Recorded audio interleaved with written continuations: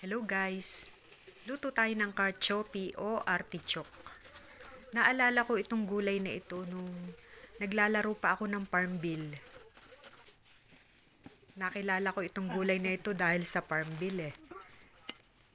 Naalala ko nga yung doon sa probinsya namin.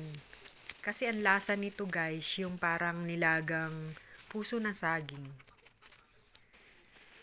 Pag umuulan-ulan o bumabagyo-bagyo at may nilaga kang puso ng saging o nilagang okra na sinamahan mo pa ng ginisang alamang, ay panalo guys, taob ang kaldero.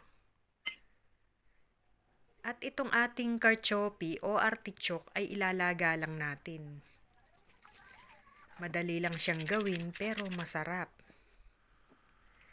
Maraming salamat guys sa panonood. Sana po magustuhan nyo ang aking mga recipe. Bye-bye!